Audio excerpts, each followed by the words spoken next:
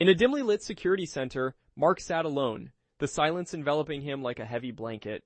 The red emergency phone sat ominously, untouched for 5 years, its silence a constant companion. One night, at 3:00 a.m., the phone shrieked, breaking the stillness like thunder. Mark answered, a mix of confusion and dread swirling inside him. A terrified voice warned him, "They're coming for me." Mark's heart raced as he checked the caller ID. Blank. "They're wearing black," she gasped, her voice echoing in his mind. "Don't let them take the box, Mark." The call ended in static, leaving Mark shivering. Minutes later, the phone rang again, the same voice closer now. "They're in the hall. Why won't the door hold?" "I can dispatch help," he urged, panic rising. "It's too late," she whispered, her voice chilling. Mark felt a cold sweat as he heard a sound behind him. He stared at the monitors, all showing empty spaces. The phone rang a third time, his hand trembling. "They have the box, Mark. It's too cold now." Mark turned to see his own shadow behind him, gasping for air.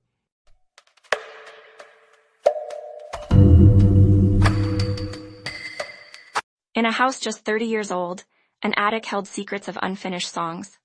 Elias, the new tenant, felt drawn to that attic, but it was sealed tight. One night, a haunting piano note echoed from the gloom. Alone in the house, he felt the chill of the unknown. The next night, 2 notes emerged, lingering in the silence. Night after night, the melody grew, yet always stopped short. Curiosity turned to obsession as he recorded the sounds. He learned of a tragic composer who vanished, leaving behind his dreams. The ghost sought resolution, not fear, through unfinished melodies. Elias returned, ready to help the spirit find peace. The air grew cold and the attic fell silent at 3 a.m. A whisper broke the silence, a single word, key. Heart racing, he penned the final chord, a bold resolution. The air surged and a triumphant chord rang out. Silence returned, the attic now free of its haunting presence. Elias glanced at his notebook, astonished by what he saw. The composer had found his ending, finally at peace. Elias felt a weight lift, knowing he had completed the symphony.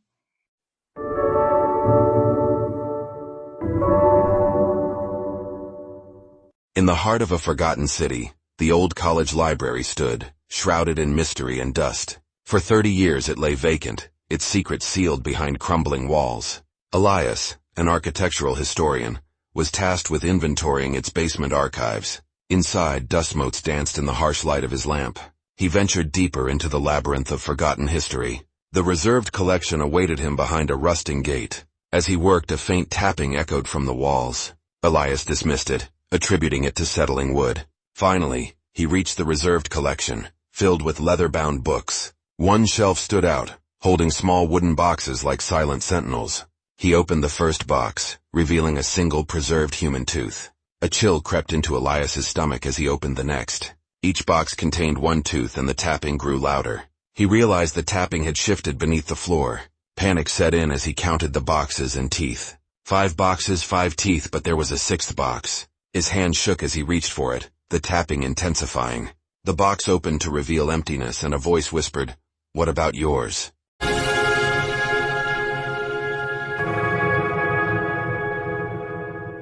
In the heart of the Cascade foothills, Liam discovers a cabin that feels too perfect, too quiet.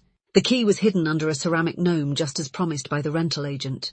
Inside, the cabin was immaculately clean, yet an unsettling silence enveloped him. As he unpacked, the floorboards creaked ominously behind him. That night, a whisper pulled him from his sleep, chilling him to the bone. The whisper urged him to find the other half. He searched the cabin, dismissing the sound as a draft. But the whispering continued, growing more insistent. The next morning he found a tarnished locket in the fireplace. It was broken, jagged, and seemed to call to him. Later he heard a woman's distant cry from the woods. He ran towards the sound, but the forest was a maze.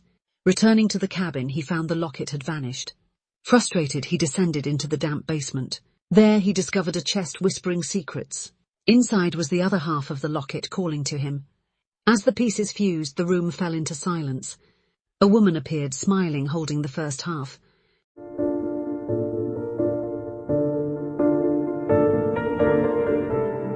It was winter, and outside the air bit like a wolf. Inside my apartment I felt secure. My thermostat was my shield against the frigid air, usually glowing a comforting blue. But last Tuesday everything changed. I returned home to a sweltering heat. It read 95 degrees and nothing I did could cool it down. I reset it thinking it was just a glitch, but then, the next night, it showed 55 degrees, too cold to argue with. When I tried to override it, the screen flickered, revealing a chilling message.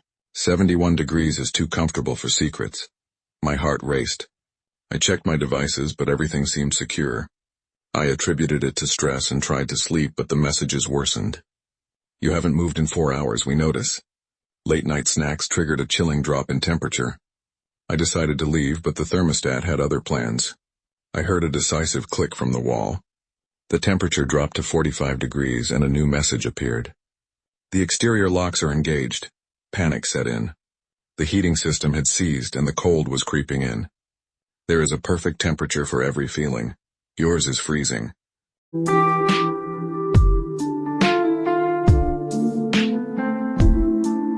Have you ever felt a sound become part of your life? In an old apartment complex, thin walls tell stories. My neighbor, Mr. Peterson, had a battered Ford truck. Every night I'd hear his engine idling.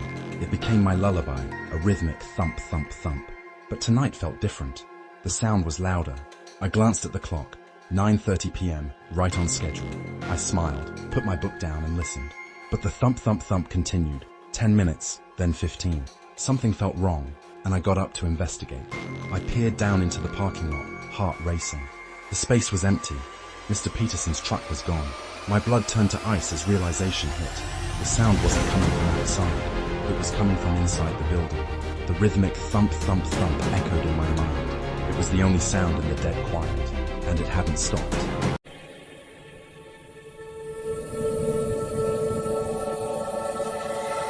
The cosmos whispers its secrets, but only I listen to the echoes of what is truly lost. I am Xylos, keeper of the final chord.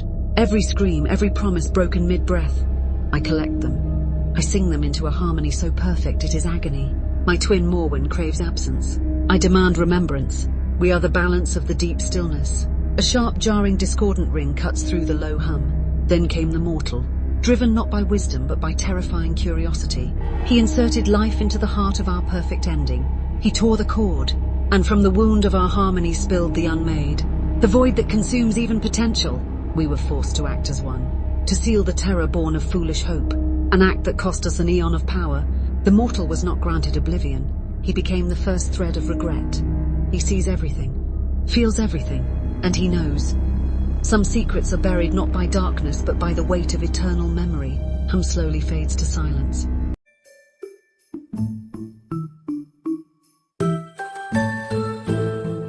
Have you ever felt the weight of absence? An empty chair can tell a powerful story. This chair symbolizes loss, a reminder of someone who once filled the space with laughter and love. Each flicker of light represents memories shared, moments that linger in the heart. In silence, the chair speaks volumes, echoing the stories of those who are no longer here. It invites reflection, urging us to cherish every moment with our loved ones. The empty chair becomes a beacon of hope, a reminder that love transcends time and space. Let this chair inspire us to honor those we've lost, keeping their memory alive. In the emptiness, we find strength, resilience, and the power of remembrance.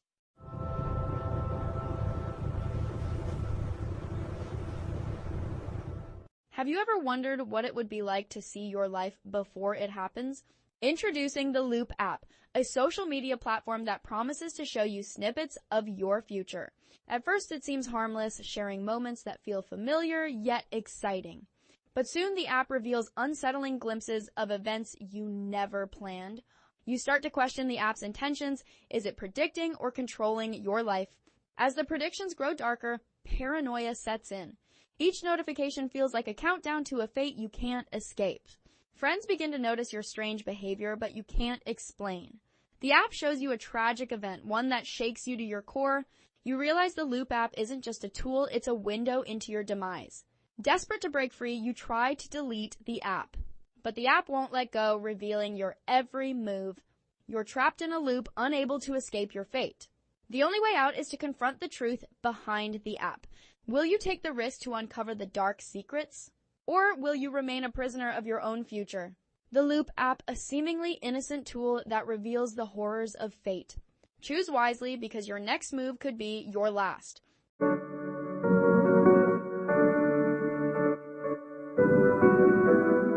In the heart of an abandoned carnival, shadows danced under flickering lights. A chilling wind whispered secrets of the past, sending shivers down the spine. Legend says a ghostly figure roams these grounds searching for lost souls. One night a brave soul ventured in, drawn by the haunting allure. The air thickened with tension as laughter echoed from nowhere. Suddenly the ground trembled and the lights began to flicker wildly. Panic set in as the figure realized they were not alone. The ghostly figure appeared, eyes glowing with an otherworldly light. "Join me," it whispered, its voice echoing through the night. The brave soul hesitated, heart racing, caught between fear and curiosity. Suddenly the laughter grew louder, drowning out all thoughts. With a deep breath, they stepped forward into the unknown. In an instant, the carnival transformed, revealing its dark secrets. The brave soul understood they had become part of the legend. The carnival would never be the same, forever haunted by their choice. And so the story continues, whispered among the brave.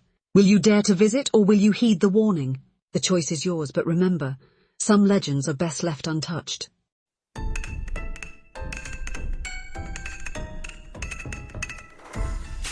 In a small, quiet town, whispers of a legend lingered in the air. They spoke of a haunted forest that loomed nearby, dark and foreboding. One night, a curious girl named Lily decided to explore it. As she ventured deeper, the air grew colder, and silence enveloped her. Suddenly, she heard a faint whisper calling her name. Heart racing, she turned to leave, but found her way blocked. Panic set in as the whispers grew louder, echoing through the trees.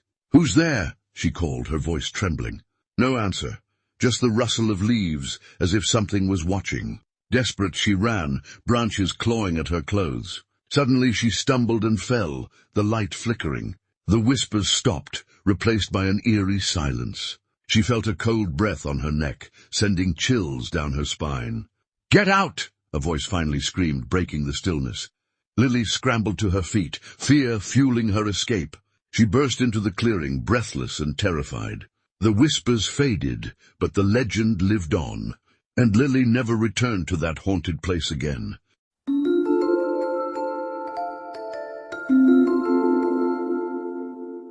In the deep forests of old Muscovy, they feared the week of Rusalnaya, the time when the Rusalki, the spirits of young women who died tragically, rose from the rivers. They were not malevolent demons, but creatures of profound, unbearable sadness, and their misery was infectious. One twilight evening, a young woodsman named Ilya ventured too close to the Black River, searching for a stray calf. The air grew cold, and the thick scent of water lilies filled the air. Then he heard the song. It was the most beautiful sound he had ever known, a sound spun from silver bells and the heartache of 1,000 years.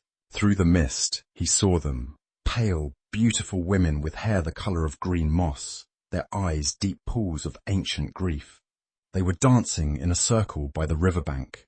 One of them, the fairest, beckoned to him with a delicate, cold hand. Ilya knew the warnings. To look too long was to lose your mind. To touch them was to be dragged into the freezing depths. But the song promised an end to all his worldly pain, a final, perfect peace. He took a step. The Rusalka smiled, and Ilya saw not a supernatural siren, but the face of his own sister, who had drowned 3 summers ago. The sight broke his resolve. He ran towards her, reaching out to embrace his lost sibling. The moment he touched her, the gentle mist evaporated. The beautiful song became a horrifying screech. The Rusalka's skin turned cold and hard as riverstone, and her mossy hair wrapped around his throat like a rope. She didn't bite him or strike him. She simply pulled. She pulled him down, not out of malice, but out of a desperate, selfish need for company. The last thing Ilya saw as the cold water swallowed him was the Rusalka's beautiful, weeping face, a reflection of his own fatal grief, mirrored in the dark waters of the Black River.